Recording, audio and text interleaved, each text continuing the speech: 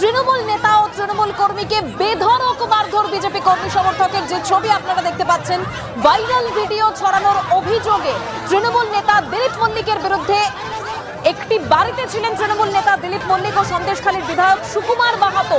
বাড়ি থেকে বার করে সেই তৃণমূল কর্মীকে লাঠি, চর, ঘুষি বিজেপি কর্মী সমর্থকদের। আমরা কথা বলবো সরাসরি আমাদের প্রতিনিধি সমীরণ পাল সেখানে রয়েছে। সমীরণ, এখন কি পরিস্থিতি সেখানে? দেবস্মিতা, এখন পরিস্থিতি যথেষ্ট থমথমে। থানা থেকে ঢিলছোড়া দূরত্বে শাসক দলের নেতারা বিজেপির মহিলা কর্মীদের হাতে আক্রান্ত। তৃণমূল নেতা দিলীপ মল্লিক, তাকে পুলিশের সামনে লাঠি দিয়ে মারা হয়েছে। শুধু তাই না, তৃণমূল কর্মী তাতান গায়েনকে মাটিতে ফেলে বিজেপির মহিলা কর্মীরা মারধর করেছে এবং তাদের অভিযোগ যে সমস্ত ভাইরাল ভিডিও তৈরি করা হচ্ছে তার নেপথ্যে দিলীপ মল্লিক।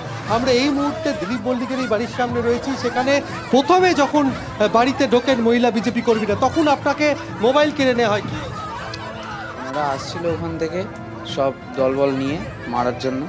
তো আমি তখন বলি যে মহিলারা, যেহেতু আমি ছেলে, মহিলা আছেন একটু দূরে যান। আপনারা ছিলেন তখন সামনে, আমি দূরে। ওনারা কোনো কথা শোনেনি, আমার হাত থেকে মোবাইল কেড়ে নিতে চাইছিল। তারপরে আমি কোনো রকম মোবাইলটা কেড়ে সাইডে যাই, তারপরে গিয়ে এদের ওপর রাখতে। আমাদের সঙ্গে রয়েছে তাতান গায়েন এবং সে তৃণমূল কর্মী দিলীপ মল্লিক এবং সন্দেশখালীর বিধায়কের সঙ্গে বৈঠক করছিল। তাকে মাটিতে ফেলে বিধায়ক মারধর করা হয়েছে। এখনও তার প্যান্টের মাটির দাগ রয়েছে। যেভাবে মারধর করা হয়েছিল, কেন মারধর করল? এই ভাইরাল ভিডিও, গঙ্গাধর কায়ালের ভিডিও ভাইরাল হওয়ার পর থেকে এর পরিপ্রেক্ষিতে এই ঘটনাটাকে পুনরাবৃত্তি করার জন্য এরা এই সমস্ত কিছু করে এবং এদের সত্যিটা যখন সামনে বেরিয়ে এসেছে এবং যখন ওরা দেখছে যে সন্দেশখালীতে বিজেপির ভিত এখন নড়বড়ে এবং বিজেপির আর কিছু নেই এবং বিজেপির উস্কানিতে এই সমস্ত মানুষজন, তৃণমূল কর্মী এবং আমরা যারা বৈঠক করছিলাম তাদের উপর আক্রমণ করে। অর্থাৎ এই মুহূর্তে আমরা দেখতে পাচ্ছি পুরো এলাকা শুনছান এবং র্যাব মোতায়েন করা হয়েছে এবং সন্দেশখালীর তৃণমূল বিধায়ক এবং তৃণমূল নেতা দিলীপ মল্লিককে নিরাপত্তার মধ্যে রাখা হয়েছে এবং কথা বলে নেব দিলীপ মল্লিকের সঙ্গে। দিলীপ বাবু, আপনাকে পুলিশের সামনে মারধর করা হলো, আপনি ভাইরাল ভিডিও তৈরি করছেন, এই অভিযোগটা যারা করছে ওটা তাদের সংস্কৃতি, বিজেপির সংস্কৃতি। কারণ যে ভাইরাল ভিডিও হয়েছে সেই ভাইরাল ভিডিওতে কথা বলছে বিজেপির মণ্ডল সভাপতি এবং এই টাকা দিয়ে যে কথাটা বলছে, এই টাকা দেওয়ার সংস্কৃতি ওদের, এই সংস্কৃতি তৃণমূল কংগ্রেসের না। সঙ্গত কারণে সন্দেশখালীতে বিজেপি এই ঘৃণ্য চক্রান্ত করে যে পায়ের তলায় মাটি খোঁজার চেষ্টা করছে, আমরা তৃণমূল কংগ্রেসরা যখন মাঠে নেমে লড়াই করছি ঠিক সেই সময়ে একটা বিজেপি নেত্রী অর্চনা মজুমদার অভিযোগ করছে গতকাল বৌঠাকুরুনির একটি মহিলাকে আপনারা অপহরণ করে নিয়েছেন, টাকা দিয়ে জোর করে ভয়েস রেকর্ড করেছেন। এটা কথা, এটা হচ্ছে তারা জানে, এটা তাদের বলার কথা। যদি কোনো মহিলা অপহরণ করে থাকে তার বাড়ির লোক অভিযোগ করবে, সে অভিযোগ করবে, কিন্তু বিজেপি অভিযোগ করছে। তার মানেটা কি? মানেটা হচ্ছে ঘৃণ্য চক্রান্ত তৈরি করার চেষ্টা করছে। এই ঘৃণ্য চক্রান্ত দেখিয়ে আমরা যেখানে মিটিং করছি, বাড়িতে ছোটো ছোটো বৈঠক করছি, সেই বৈঠকগুলোর উপরেও আক্রমণ করছে। সেটা আপনারা দেখলেন, এমএলএ সাহেব ছিলেন চলাকালীন আক্রমণ, আপনারা তো বৈঠক করছিলেন, সেই সময় হামলা। বলা হচ্ছে যে ভাইরাল ভিডিও তৈরির নেপথ্যে আপনারা রয়েছেন। কি দেখুন, ভিডিও বানিয়েছে গঙ্গাধর কায়াল, তাকে প্রশ্ন করতে পারছে না যে ভিডিওটা সত্য কি মিথ্যা। সে তো বিজেপি মণ্ডল সভাপতি, তাদের দলের লোক, তাকে রাস্তায় নিয়ে আসতে পারছে না কেন? এখানে যারা এসেছিল তারা বিভিন্ন অঞ্চল থেকে এসেছিল, রেখাপাত্র এসেছিল, সে উস্কানি দিয়েছে। উস্কানি দেওয়ার পরে মানুষ দিলীপ মল্লিককে খুঁজছিল। যারা দিলীপ মল্লিককে খুঁজতে এসেছিল তারা দিলীপ মল্লিককে চেনে না, তারা বলছে দিলীপ মল্লিক পাশে দাঁড়িয়ে। পুলিশের সামনে দিলীপ মল্লিক আক্রান্ত হলো, পুলিশের ভূমিকা নিয়ে কি?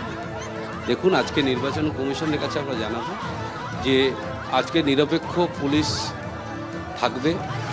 আমরা চাই যে সন্দেশখালী যে অশান্তির পরিবেশ তৈরি হয়েছে, এই পরিবেশ থাকবে না। আমরাও দেখুন, আজকে 100 তৃণমূল কর্মী যদি এখানে আসতো তাহলে একটা গণ্ডগোল।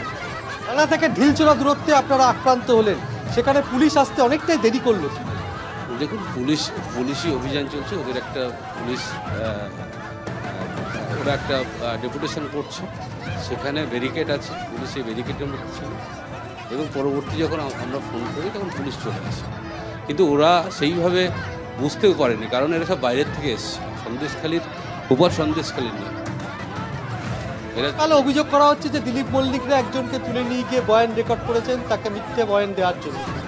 এইসব ভুল কথা। আপনি নিয়তি মাইতি যে অভিযোগ করেছিল আজকে করেনি, আজকে মিডিয়ার সামনে এসছে, কিন্তু 28শে ফেব্রুয়ারি সেই দিন তিনি ম্যাজিস্ট্রেটের কাছে বলেছে আমার ধর্ষণ হয়নি, আমরা সাদা কাগজে সই করেছি।